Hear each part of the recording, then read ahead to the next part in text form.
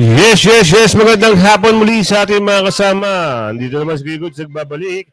At syempre, kung hindi ka pa nakasubscribe sa ating channel, pa-subscribe na lang po at hit mo na rin yung bell para lagi kang updated sa ating mga video. Late na po tayong nag-upload mga kasama. Sorry ha. Sorry po ng marami ha. Kasi meron lang akong inayos. At sumilip ako ha. Nanood ako ng, alam nyo na, rally daw. Rally daw, sabi ni Aling Mercedes. Yun na buho ba yung rally? Ay, hindi ko ho alam, Aling Mercedes. Baka hindi ho rally ang nangyari doon. Kasi ando yung mga NPA, nagsalita yung NPA doon, taga-bundok. Bahala sila kung ano kagustuhan nila. Basta tayo, masaya tayo. Dahil kagustuhan ng milyong-milyong katao, sa tulong ng INC, hindi mai-impede si Bibi Sara. Eto, si Chikadora meron sa ating balita. Isang maayos na balita. Ano yaw? INC, may resback. Kanino? Dito kay, yung matandang, alam mo na. Hindi na nga makadilat. Marami pang patutsada. Sino yan? Nakilala nyo na yan. Pasok. Sa pagbibigay ng suporta ni BBM sa naging statement ni Juan Ponce Enrile patungkol sa impeachment ni Vice President Sara. Nangangahulugan lamang na tila naging drama lang ang naging statement noon ni BBM na ayaw niyang ma-impeach si Vice President Sara. Parang lumalabas dito ang katotohanan parang alam na alam ni Robin ang storya dito Parang gusto ko na rin maniwala. Na isang drama lang itong sinabi nito ni kung sino nakaupo ngayon. Parang totoo nga. Robin. Totoo talaga yan, Robin. Kasi, bakit? Meron pa siyang pahapyaw sa kahapong interview sa kanya. Kung hindi lang daw late na at magkampanyahan itong mga bakulaw.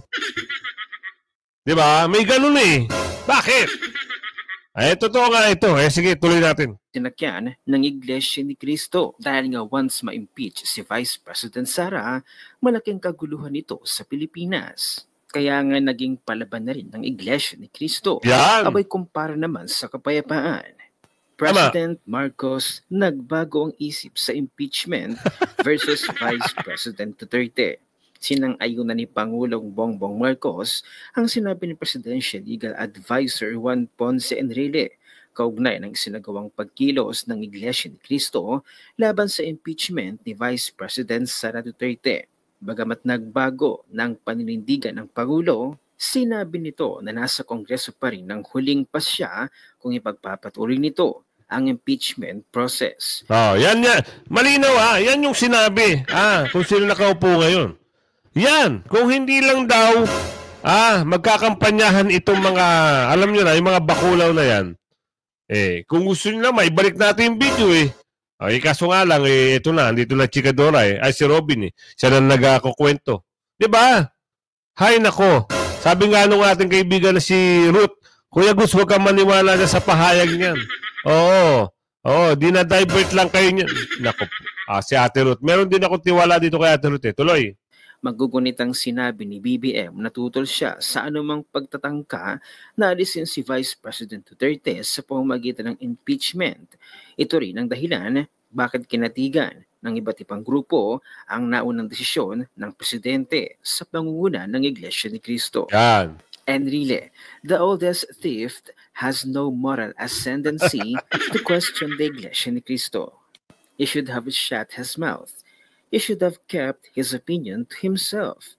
But Juan Ponce Enrile's pride is too big and was tempted to give an unsolicited advice to the Iglesia ni Cristo for speaking up against Vice President Sara's impeachment. Who is he to question the moves of the Iglesia ni Cristo? What makes him think he has the moral ascendancy to lecture the Iglesia ni Cristo? If there is anyone who should be banned in speaking politics, it should be Enrile. If anyone is to be disqualified in joining political activities, it should be Enrile. His resume is the dirtiest of all politicians living today. Juan Ponce Enrile, the greatest living example why the Philippines has not prospered, We allowed politicians like him to steal money from government and escape accountability not once, not twice, but countless times. Alam nyo yung matanda na yan, yan din yung nagsabi, may nag-comment sa atin. Yan din daw yung nagsabi dati na kung gusto nyo masira ang political career nyo, aguluhin nyo itong religious group na ito. Ngayon, ikaw naman ang magsasalita, ha? At babarahin mo itong mga grupo na ito. Wow, naman tanda. Tigil na. Basta kami, naniniwala kami sa ginawa ng religious group na INC. Nakisa sila, doon, pumagitna sila sa mga bakulaw na gustong ipa-impeach si BP Sara.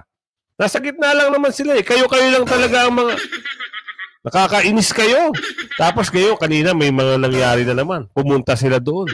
Nagnangaw-ngaw doon si Mount Apo. Naniniwala talaga sila, no? Basta talaga ang utak ay makalupa. Talagang pinaniniwalaan talagang... sabi ni Aling Ledesma, Kuya Goods, wala ho atang 900 yung nando. Ay wala ho tayong pakalam kung 900 o mag-million sila doon. Pero sa tingin natin, hindi. Hindi magmi-million. Hindi nga magbe-20 mil. Nakakaawa. Nakikita ko yung yung mga comment doon sa mga live. Lahat ho, naku, binabati ko sila. Ang video ay pinakamalaki ho, ay 6,000.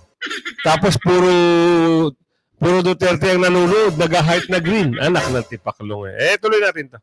Instead of imprisoning thieving politicians for life or hanging them in public on their first crime of plunder, we let them change color, fly from one group to another, or lie low in private until their crimes are forgotten in the fast-changing political climate. Juan Ponce Enrile is the biggest Filipino traitor alive. No politician, dead or alive, is more cunning, more thieving, and more dangerous than Juan Ponce Enrile. Judas must be his pupil. Imagine this. Enrile, as Department of National Defense Chief, betrayed his boss, dictator Ferdinand E. Marcos back in 1986. Nako narinig nyo ano yan? Ibig sabihin, traitor daw. Juan Ponce Enrile is the biggest Filipino traitor alive. Ulitin natin. And emerged as a people-powered biggest hero. And 38 years later, Enrile is now serving and boots of the very son and namesake of the very person he betrayed. How's that? Only the dumb, the ignorant, and those who were born yesterday will believe a word Enrile says. Tama. The man cares for no one, serves no one, and helps no one but his own selfish interest and agenda. Cunning politicians like him should be forced to extinction for our country to prosper. For all we know, Enrile could be the evil set dictating and manipulating the damn wannabe Jedi named Bongbong or Bongbong Marcos to turn this country into hell. Kahit sa kanilang propaganda na paninira sa mga Duterte na maging ang buong Davao ay kanila na ring sinisiraan. Basta konektado sa mga Duterte ay mayroong pagsapalpan ang isang certified TDS na si Coco Locoy. Dapat patunayan ito ng mga nag-survey kuno na ang Davao ay worst traffic in the Philippines na at naungusan na ang Manila. Narito ang video, panoorin natin. Grabe, main character ang Davao City ngayon dahil sila daw ang may pinaka-worst na traffic dito sa Pilipinas, pang-10 sa Okay, this is kind of shocking to me still, but I need to share something that's been working in buong mundo. Ang bagay na to ay ini-issue ng mga BBM supporters at sabay-sabay na inilabas ng mainstream media. Ang di ko lang mapagtanto, kasi kung sa Davao pala ang pinaka-traffic na area dito sa Pilipinas, bakit itong picture na to ang nilalabas ng media, lalo na dito sa Philstar? Ayan, sa EDSA yan Anak ng tipaklong itong gagawa-gawa ng mga istoryahe. Wala na kayong paninira, wala na kayong matinding paninira sa mga Duterte. Lahat kayo, wala. Panis. Mas maganda pa ito sasabihin ni ni Attorney Vic Rodriguez eh. Tinanong siya kung sino yung mga magnanakaw. Agad-agaran niya sinagot kung sino. Eto, balita dito, mga kasama. Kayo na ho ang humusga kung sino yung magsasalita rito. Ang problema ay korupsyon, hindi ang konstitusyon. Yan. Nagkakarera sila, nagkukonte sila eh. Huwag nyo nang pakialaman yung pera ng sambayan ng Pilipino. Confidential funds. It's not for everyone. It should not be. War on drugs. Red tagging. Tingnan din natin in relation to the anti-terrorism law. Anong patotoo mo na mahal mo ang Pilipinas? I will always side with the Filipino people. Ano po mensahe niyo kay Pangulong Marcos? Kay Pangulong Bongbong Marcos. Bilang abogado, ang inyong pananaw sa ICC? Walang puwang ang ICC dito sa Pilipinas. Kung bibigyan kayo ni Pangulong Marcos ng suporta, kagaya ng suportang ibinigay mo sa kanya na siya tumakbo, tatanggapin mo ba? Hindi ko matatanggap.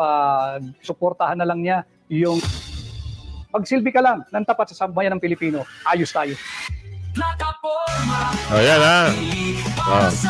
Ito na natin to. Anim or higit pa. Nasa kamay ninyo ang kanilang kapalaran, pero pagkatapos noon, nasa kamay naman nila ang ating kapalaran. Hindi lang ng ating pamilya, kundi ng ating bansa. Makakasama natin ang pamilyar na buka sa larangan ng pagsasalita para sa ibang tao. Dating spokesperson, executive secretary ng Pangulong Ferdinand Marcos Jr. na ngayon ay magsasalita para sa kanyang sarili. Pakilala po natin ang ating bisita, Attorney Vic Rodriguez. Hi, Dr. Carl. Magandang araw at magandang araw ho sa lahat ng nakasubaybay dito sa ating programang plataforma. Kung may 2 minuto ka, Attorney, na ipakilala ang sarili mo sa amin, ano yung sasabihin mo sa 2 minutong iyon? Simple lang ako, Doc Carl. Ako si Attorney Vic Rodriguez. Ako ay tumugon sa hamon ng sambayan ng Pilipino at upang pamunuan ang pagiging tunay na oposisyon at maisog na oposisyon. At sa aking kandidatura, aking isinusulong yung tinatawag nating war on corruption. Sisikapin nating maibalik ang death penalty sa kasong plunder at droga na ang mga may kinalaman o mai-involve ay taong gobyerno o dili kaya yung mga banyaga na sumisira sa kinabukasan ng ating mga kabataan Pilipino. Kayo ay nagsimula sa barangay. Kwento naman sa amin, marang hindi lang ng iba. Akala nila spokesperson ng presidente, executive secretary. Pero nagsimula ka sa pinakamaliit na level ng pamamahala sa ating bansa. Nagsimula ako dito sa Lungsod Quezon, 1994. Ako ay third year college pa lamang sa ating universidad, sa Royal and Pontifical University of Santo Tomas. So ako ay naging barangay captain. And I think up to this very day, I still hold the distinction of being the youngest ever barangay captain ng Lungsod Quezon. Kilala talaga sa komunidad namin ay ang aking ina. Lagi ang aktibo, tumutulong sa community, laging aktibo sa mga gawaing simbahan. And then people were then clamoring for change in the barangay governance with the advent of, bago pa lang noon, Doc Carl, yung local government code. Bago pa lang, 1994 ito eh. Nagkataon naman na nandoon tayo noong mga panahon na yon. I gave 8 good years of my life as a young barangay captain, and ang hindi ko makakalimutan, Doc Carl, mga kababayan, maganda ba ating average ko? Yung mga malapit ng maghiwalay na mag-asawa o kaya magkasintahan na pagkakasundo ko. Kaya ako natutuwa, ano naman kinalaman ko sa buhay mag-asawa? 19 ako, ako'y nakaasa sa aking ina pagdating sa allowance. Ang barangay noon, wala kami pinag-uusapang sahod dyan, honoraria lang yan, allowance lang yan. And my barangay Sacred Heart in District 4, Quezon City. Yan ang sumasakop ng Tomas Morato. Tomas Morato, Timog, EDSA. Ayan, progresibong lugar naman. Pero ang budget namin noon, sa isang taon, malaki na yata yung 4 million. Ngayon, staggering ang budget ng mga barangay. I've been hearing barangays, kagaya yata ng Batasan Hills, nasa 150 million or maybe more. Those are the disparity in the budget. Ang budget namin noon, 4 million, pagkasya mo na. Nandiyan na lahat, proyekto mo, MOE mo, lahat, paki-supplemental mo. So diyan ka namulat, attorney, na masarap sa executive.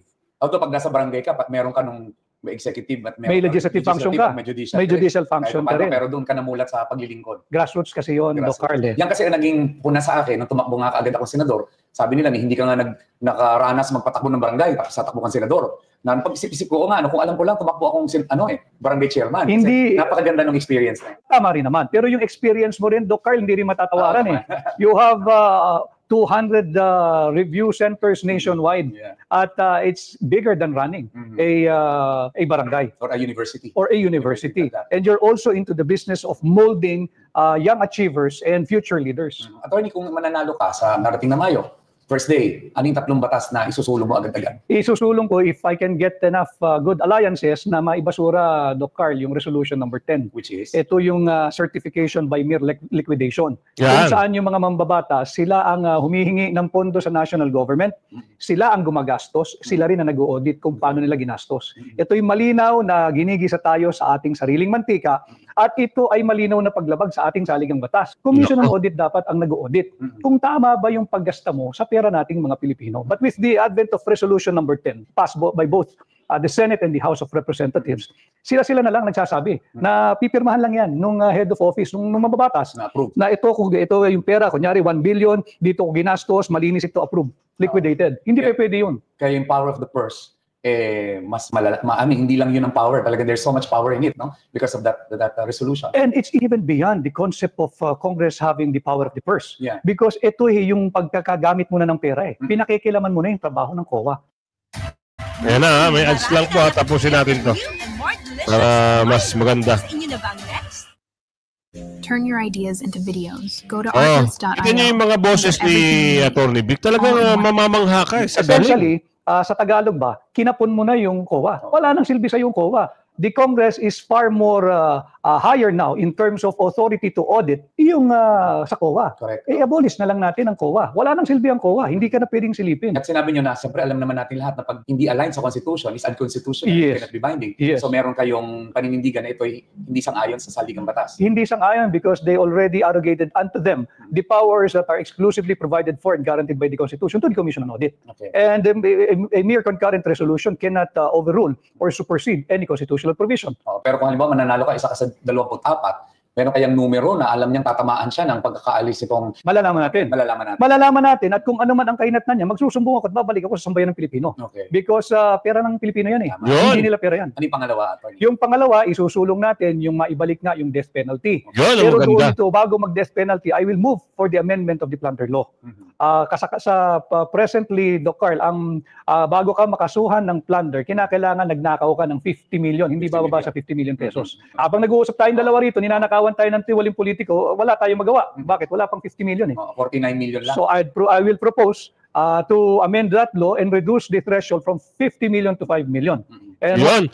Kita nyo mga kasama, napakagaling ng kagustuhan. Sana lang manalo si Atty. Vic at yung PDP line para naman may sagawa ito at sana matakot na itong mga gagawa ng kadurubuhan sa ating bayan. Ngayon, kaya galit na galit din si General Metran. Mamaya pagdating sa dulo ng ating video, baka magsalita siya ng hindi maganda. Intindihin nyo na ang si General Metran kasi talagang galit na galit siya kung makikita nyo lang yung kanya reaksyon. Parin siya nagagalit. Dito nga sa mga magnanakaw at mga durobo ng bayan. Mamaya, tutuloy lang natin to si Atty. Vic. Once proven that you are guilty of the crime of plunder, dapat ang kaparusahan ay death penalty. Pero bang, siyempre ang Pilipino, kaya natin na-suspend yung death penalty, inayawan ng Pinoy eh. Hindi totoo yun, hindi ako naniniwala. Hindi ka naniniwala doon. Sapagkat sinasabing hindi effective deterrent daw yung death penalty sa mga krimen, paano magiging effective, Doc Carl? Isa pala ang nasa sentensyahan, sinuspend din eh. How can you have a scientific or a good measure of the effectivity or efficacy of a certain law or penalty provided for by a certain law? Kung isa pa lang, pinatigil mo na, ayaw na natin. Parang sasalungan dyan, lalo na yung malakas ang paninindigan para sa buhay. Isa dyan, maaari yung mga galing sa ating alma mater. Wala akong agam-agam doon, Doc Carl, dahil sabi ko nga, kahit sa Biblia, sa banal na kasulatan, sa nasusulat, simpleng-simple ang nakasaad doon. Huwag kang magnakaw, period. Thou shall not steal. Hindi sinabi na huwag kang magnakaw ng 50 million. Correct. At saka magiging malaking deterrent talaga yan. Kasi sa daming nakawang nangyayari, sobra na. Makatakot ito. No? Sobra na. Yeah. Para ma-entice natin, yung mga kagaya mo na pumasok sa public service, hindi para pagkakitaan ng public office. Talagang gusto maglingkod. Yeah. And we put a stop to that, a deterrent, and I firmly believe na it will serve as a good deterrent because even in Vietnam, yung isang property mogul doon, real estate magnate, nakasuhan at nahatulan ng kaparusahang bitay. At saka may mga batas na may modelong ganyan. Agree. And yung estado natin ngayon bilang bansa, bilang nasyon, desperate times call for a drastic measure. Correct. And I think it's time that we bring back and reimpose death penalty for the crime of plunder and drugs and those who will be found guilty na taong gobyerno at mga banyaga. Yan. Tama yung sinabi ni Atty. Vic dito. Oo, sa tagal-tagal na wala yung death penalty na yan, kaya itong mga durobo na to ay matatapang at walang takot gumawa ng katarantaduhan dahil ang alam nila, sila lang ay makukulong kung sakasakali sila ay magnakaw. Ha? Kaya mas maganda ipanukala niya. At ito alamin natin, may pamagat dito, kayo na bumasa. Ang sabi dito, basahin niyo po, the government, government. Oh. Bakit niya sinabi yan? Alamin natin. Oh, eto na. Para mas maganda, siya na ho magpahayag. Hello, good afternoon. And good evening. Good morning. Salman sulok kayo ng daigdig. So, ang title ko ngayon ay The Devil's Government. Bakit daw? Bakit ko nasabi na Devil's of Government? Yeah. Napakademonyo talaga ng ating gobyerno. Gagawin nilang lahat para lang hindi ma-exercise ang ating karapatan. Wala naman sanang problema ang ating bayan kung wala namang nangyayari. Alam mo, katulad sa mga nakaraang administration, maliban lang kay Cory at saka kay Erap, kay Aquino at saka kay Duterte, walang bagtang pagkilos dahil walang naaapakan na karapatan. So ngayon sa administrasyon, ang daming inapakan na karapatan. Kung alam niyang kontra ka gobyerno, aapakan ka talaga. Gagawa sila ng paraan na para hindi ka makaporma sa gusto mong gawin. Hello, Dela Cruz. Yan Tapos natin yung ads mga kasama. Netflix Converge bundle starting at just one. So, kami lumabas sa Filipino Guerrilla Forces dahil nga ang gobyerno natin hindi nila iniintindi ang moral ng Pilipino sakaling magkagera. Sila ay nakapokus sa kanilang political opponent na sa korupsyon. Ang hindi ko maintindihan bakit ang Pilipino mas naniniwala sila na hindi korap si Pangulong Marcos, mas korap ang Vice President Sara Duterte. Hindi ba natin naintindihan 100 million lang ang pinagdudahan na kinakaso sa kanila, pero ang Pangulong Marcos trilyon of pesos ang ating hinahanap. Kung hahanapin natin, medyo nagkakaroon sila ng gumagawa sila ng paraan na hindi tayo makaporma, hindi tayo makapagpasalita, hindi natin magamit ang ating karapatan. Talagang ina-knockdown ka. So yan yung masaklap sa ating bansang gobyerno ngayon.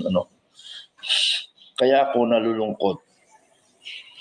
Despite of the fact na gusto nating tulungan ang gobyerno, pero nariyan pa rin ang mga kalokohan na nangyari sa ating bansa. Mga vloggers, mga trolls, nakikiusap ako sa inyo. Huwag kayong umatake sa personal. Hindi kami ang gobyerno. Hindi kami ang kaaway ninyo. Ang dapat tingnan ninyo, yung ating gobyerno. Now, sa tingin ninyo ang gobyerno natin, sa tingin ninyo ang gobyerno natin matino, magandang pinapatakbo, ipaliwanag nyo. Isa-isa nyo ipapaliwanag yan. Para ang taong bayan maliwanagan na ang Marcos may ginagawa sa bansang Pilipinas kontra doon sa mga sinasabi ng mga lumalaban sa kanya katulad namin. Pero bakit kami personal yung inatake? Iparehas lang tayong Pilipino, parehas lang tayong civilian. Bakit kami ang inatake nyo? Anong ibig sabihin nyo? Nasa gobyerno kayo, atakehin nyo kami? For what? Ang amin lang, hinaayag namin ang mga karapatan namin. Karapatan lang namin ang hinahayag natin, mga kababayan. Karapatan nyo ang aming pinaglalaban. Bakit kami ang tinitira nyo? Iba na ngayon ang sistema ngayon, ano? Kung sino yung nag-expose ng mga hindi tamang gawain ng gobyerno, yun pa ang kinakalaban ng kapwa sibilyan. Dati-rati, magmula kay Marcos Sr., ang sumisikat ng bayan laban sa gobyerno. Walang taong bayan na kumukontra sa kapwa taong bayan. Pero ngayon, iba na. So, ibig sabihin, napakademonyo talaga ng ating gobyerno. Kapwa Pilipino sa Pilipinas, kapwa sibilyan to sibilyan, pinag-aaway nila. Di ba kademonyohan yun? Na dapat ang nasa administrasyon, ang isipin nila magkasundo-sundo ang Pilipino. Pero ang ginagawa niya, pag-awayin niya. Hindi naman kami lalabas kung wala kami nakikitang mali. Tinutuwid lang namin. Tapos yung mga troll, hindi ko maintindihan. Ano? Wala na mga vloggers na lumilitaw. Kasi tinatakot na ng administrasyon, takot ng makulong. Ha? Bakit kayo matakot makulong? Bakit matakot kayong kasuhan? Ikarapatan nyo lang naman ang sinasabi. Ano? Ha? Lalaban tayo. Kayo mga vloggers na tinitingnan nyo ang mali ginagawa ng gobyerno, huwag tayong matakot. Pag natakot tayong lahat, yan ang nasa gobyerno. Ang gustong iparating sa mga kababayan ko, ano? Nakakalungkot talaga ang ating bansa. Ngayon, rally na ngayon. May rally ngayon pro Marcos, Duterte. What I mean, pro Marcos, Dilawan, Piglawan, at saka mga komunista. Rally nila ngayon. Baliktad na ngayon eh. Ang kalaban nila ngayon, taong bayan. Na ang komunista noon, nakakampi sa taong bayan sa panahon ng Marcos Sr. Ngayon, kakampi na lang ng Marcos Jr. yung mga NPA. Kaya kayo, armed forces, nasaan na ba kayo? Hayaan nyo na lang ang ating gobyerno na mamayagpak ang NPA, ang komunista sa ating bayan. Nasaan ang EFP, PNP? Wala na talagang dignidad ang EFP, PNP sa bagay na yan. Nagagamit sila. Kaya ako sa EFP, PNP, pag-isipan nyo, tingnan nyo, hanapin nyo ang katotohanan. NBI, NICA, isa-isip ng taong bayan, ay bayaran na kayo. Wala nang umiiral ngayon nasa gobyerno. Nandito kami na lang, ang Filipino Guerrilla Force, ang lumalaban at humaharap sa mga kawalangian ng gobyerno. Ang NICA, NBI, CIDG, ang lahat niyan eh. Kalaban pa ng gobyerno, kalaban pa ng taong bayan. Ano ba yan? EFP, PNP, ano kayo? Para kayo sa mga demonyong gobyerno? Para kayo sa kawatan? Ang pinag-uusapan lang natin dito mga kababayan, yung mga nangyayari sa ating bansa. Yun yung point ko dito ngayon. Mga nakawan, mga mana natin pag-aabuso ng karapatan ng bawat isa. Bawat isang Pilipino. Yan. Diyos ko, aywan ko ba?